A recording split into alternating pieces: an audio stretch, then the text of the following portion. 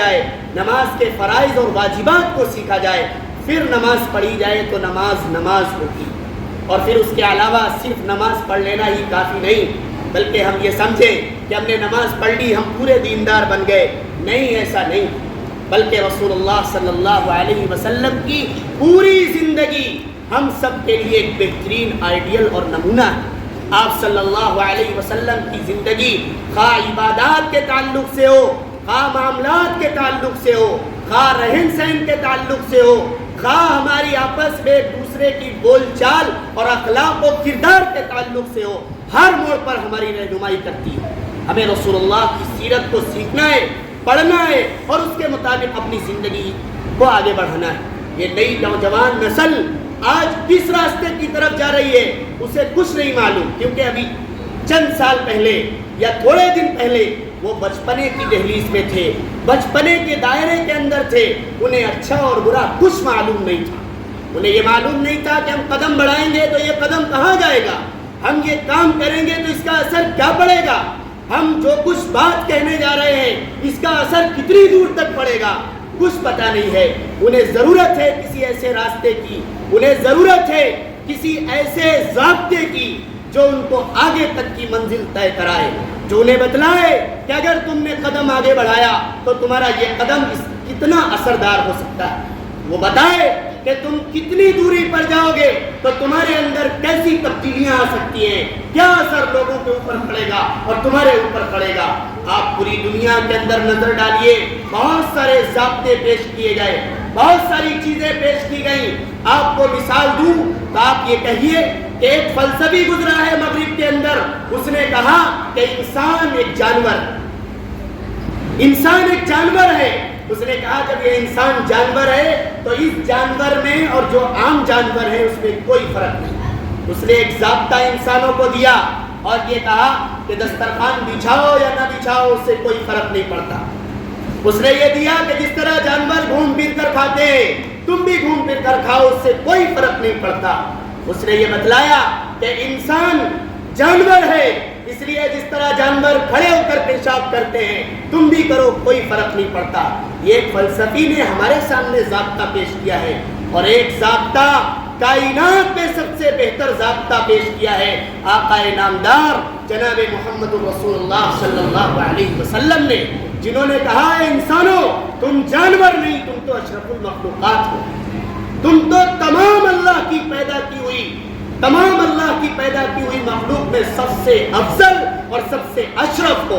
تمہارا کھانے کا انداز انوکھا ہونا چاہیے، تمہارا پینے کا انداز سلیقہ مند ہونا چاہیے، تمہارا رہنے کا انداز باوقار شخص کا انداز ہونا چاہیے، تمہارا استنجا اور پیشاب اور لیٹرین کرنے کا انداز بھی ایسا ہونا چاہیے جس سے لگے کہ یہ تہذیب یافتہ شخص ہے جو اپنی قضائے حاجت پوری کر رہا ہے۔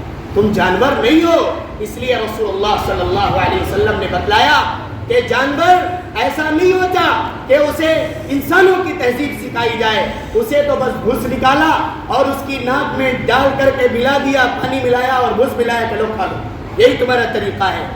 بات کیا ہے کہ پہلے اس چارے کو لگا دیا گیا، اس کی سانگ لگا دی گئی، بھوس لگا دیا گیا، اور جانور دوسری طرف بندھے ہوئے ہیں، کھوٹے سے کھول دیا گیا، وہ جانور بھاگتا ہوا جاتا ہے اور وہاں جا کر کے اپنے کھانے میں مشغول ہو جاتا ہے۔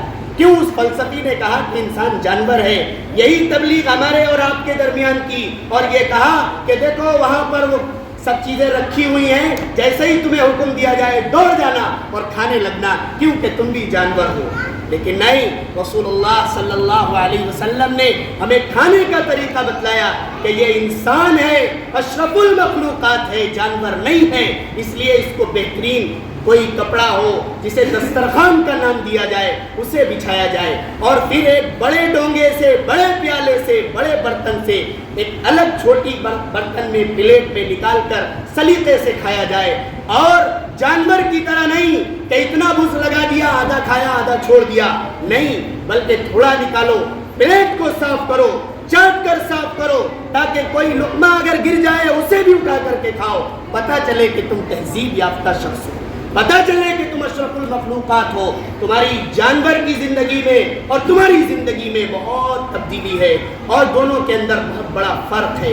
ये तरीक़ा दिया है आक़ाए नामदार जनाब मुहम्मदुर रसूलुल्लाह सल्लल्लाहु अलैहि वसल्लम ने। सिर्फ नमाज पढ़ लेना और समझ लेना कि हम तो पूरे दीनदार हैं, ये दीनदारी नहीं, बल्कि हमारे खाने के अंदर भी नबी की सीरत टपकनी चाहिए, पीने के अंदर भी नबी का तरीक़ा आना चाहिए, सोने के अंदर भी रसूलुल्लाह सल्लल्लाहु अलैहि वसल्लम की सुन्नत जिंदा होनी चाहिए। और फिर उसी तरीके से लेट्रिन के अंदर जाए, पेशाब करने जाए, यहाँ तक मैं कहूँ थूकने के लिए आगे बढ़े, तब भी रसूलुल्लाह सल्लल्लाहु अलैहि वसल्लम की सीरत हमारे और आपके सामने रहनी चाहिए। एक पहलू पर नज़र डालता हूँ, अल्लाह के नबी सल्लल्लाहु अलैहि वसल्लम की ज़िंदगी तो ऐसी थी, पूरी दुनिया का रहबर है, पूरी दुनिया का सबसे आखिरी पैगंबर है, सबसे लाडला और चहीता पैगंबर है। आप उसकी ज़िंदगी पर नज़र डालिए तो वो सादगी ज़िंदगी गुजारता है, सादगी की ज़िंदगी गुजारता है और उम्मत को सबक देता है। ज़्यादा रंग बिरंगों में, मुज़य्यन चीज़ों में, फजूल खर्चियों में मत पड़ो, बल्कि सादगी की ज़िंदगी गुजारो, इसलिए कि ये दुनिया एक मोमिन के लिए और मुस्लिम के लिए सिर्फ कैद खाना है, इससे ज़्यादा कुछ नहीं। तुम्हारी ज़िंदगी, असल ज़िंदगी तो आखिरत की ज़िंदगी है, वहाँ के लिए सब कुछ छोड़ दो। लिहाजा उनकी सीरत के अंदर मिलेगा मर्दों के लिए रेशम के कपड़े पहनना हराम है। क्यों? कि ये ज़ेबो ज़ीनत की चीज़ आखिरत के लिए छोड़ दो, यहाँ पर नहीं। मर्दों के लिए सोना पहनना हराम है। क्यों? कि ये ज़ेबो ज़ीनत की चीज़ आखिरत के लिए छोड़ दो, दुनिया के लिए नहीं। ये तमाम चीज़ें आपने मुकम्मल तौर पर पूरी ज़िंदगी सादगी से गुजारी है। आज हमारी नई नस्ल इसकी तरफ तवज्जो दे और कोशिश करे कि रसूलुल्लाह सल्लल्लाहु अलैहि वसल्लम के तरीक़े को हम अपनाएंगे और अपने अंदर सादगी पैदा करेंगे। सादगी का मतलब ये नहीं है कि बालों के अंदर 6 महीने तक न कंघी करेंगे न तेल लगाएंगे, और ये भी नहीं है कि अगर सर्दी शुरू हो जाए तो 15-15 दिन तक नहाएंगे नहीं, ये सादगी नहीं, ये तो घिनौनापन है। रसूलुल्लाह सल्लल्लाहु अलैहि वसल्लम ने जो हमें और आपको सीरत दी है उसमें तो ये बतलाया, एक सहाबी ऐसे गुजरे जिनके बाल ऐसे ही बिखरे हुए थे, कंघी किए हुए नहीं थे, अजीब हैत लग रही थी। आपने उनको बुलाया और पूछा, क्या तुम्हारे पास नहाने के लिए साबुन नहीं? क्या तुम्हारे पास सर में कंघी करने के लिए और तेल डालने के लिए तेल और कंघी नहीं है? ये सलीका सिखलाया है रसूलुल्लाह सल्लल्लाहु अलैहि वसल्लम ने।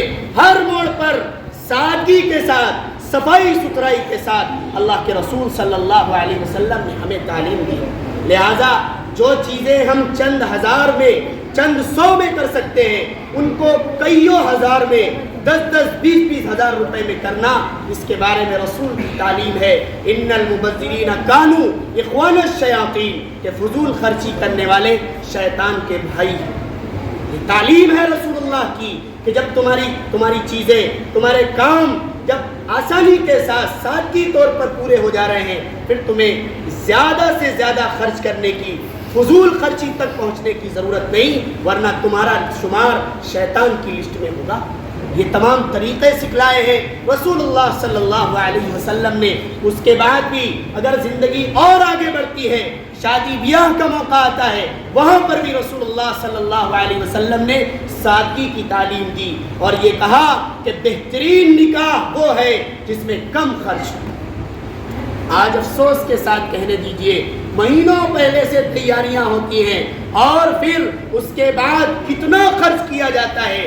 कईयों लाख रुपए तो ऐसे होते हैं जिसका निकाह से और शादी से कोई ताल्लुक नहीं होता, वो पहले ही खर्च हो जाते हैं। ये तमाम चीज़ें रसूलुल्लाह की सीरत नहीं। आपकी पूरी ज़िंदगी आप देखेंगे सादगी के साथ गुजरी है। आपने खजूर की छाल का बिस्तर और उसी की तकिया लगा करके ज़िंदगी काटी है। आपने वो कपड़े पहने हैं जिस पर फट गया तो पेबंद लगा लिया। आपने वो खाना खाया है कि अगर आपने दोपहर को खाया तो शाम को नहीं है, और शाम को खाया तो सुबह को नहीं है, और सुबह को खाया तो दोपहर को नहीं है। हज़रत आयशा सिद्दीक़ा रज़ियल्लाहु ताला अन्हा फरमाती है, जो आपकी ज़िंदगी का एक बेहतरीन पहलू है जो सादगी की तरफ तवज्जो दिलाता है कि 1 महीना हो गया, यानी एक चांद निकला اور پھر اگلے مہینے کا دوسرا چاند نکلا اور میرے گھر میں چولہا نہیں جلتا تھا۔ یہ رسول اللہ صلی اللہ علیہ وسلم کی سادگی کا عالم ہے۔ آپ نے ایک مرتبہ بہت بھوک سے تڑپ رہے، آپ باہر نکلے، ابو بکر بھی آ گئے، کہنے لگے، پوچھا کیسے آئے؟ کہ اللہ کے رسول بھوک نے باہر نکال دیا۔ تھوڑا آگے بڑھے، حضرت عمر بھی آ گئے، پوچھا کیا ہوا؟ کہنے لگے بھوک نے باہر نکال دیا۔ آپ ان دونوں کو لے کر ایک صحابی حضرت ابو ایوب انصاری رضی اللہ عنہ کے گھر پہنچے۔ وہ باغ میں گئے ہوئے تھے، پتہ چلا کہ آپ کے گھر میں مہمان آئے ہوئے ہیں۔ بیوی نے خبر پہنچائی، وہ آئے اور اتنے خوش ہوئے کہ آج آقا نامدار جناب محمد الرسول اللہ صلی اللہ علیہ وسلم گھر کے اندر آئے ہیں اور ان کے دو جگری یار ساتھی بھی ان کے ساتھ آئے ہیں۔ آج ہمارے گھر کی رونق ہی عجیب ہو گئی ہے۔ دوڑے دوڑے گئے، ایک کنویں سے بہترین پانی ملتا تھا وہاں سے لائے، اپنے باغ میں گئے، پکی اور گدر کھجوریں توڑ کر لائے اور آپ کے سامنے پیش کیا۔ اللہ کے رسول اسے نوش فرما لیجئے، تناول فرما لیجئے۔ نبی کریم صلی اللہ علیہ وسلم نے اس کو کھایا اور کھانے کے بعد ان صحابہ سے فرمایا کہ ابو بکر، اے عمر، کھا تو رہے ہو، کل قیامت میں اس کا حساب ہوگا، قیامت میں حساب ہوگا۔ پتہ کیا چلا؟ کیا وہ اس کھا کر کے جو اس سے تقویت حاصل ہوگی، اس سے جو طاقت حاصل ہوگی، کیا اس سے وہ گناہ کرنے جا رہے تھے؟ نہیں، وہ تو اللہ کے محبوب پیغمبر کے وہ ساتھی تھے، وہ تو اللہ کو یاد ہی کرتے۔ اس کے ذریعے سے اللہ کے رسول نے اپنی امت کو سبق دیا ہے کہ اے نوجوانوں، اے لوگوں، اے مسلمانوں، جب تمہارے سامنے کوئی اچھی چیز آیا کرے تو اس کا حق یہ نہیں کہ تمہارے جسم میں طاقت آئے تو گناہوں کی طرف بڑھ جاؤ، فضول خرچی کی طرف بڑھ جاؤ، لوگوں کو ستانے کی طرف بڑھ جاؤ۔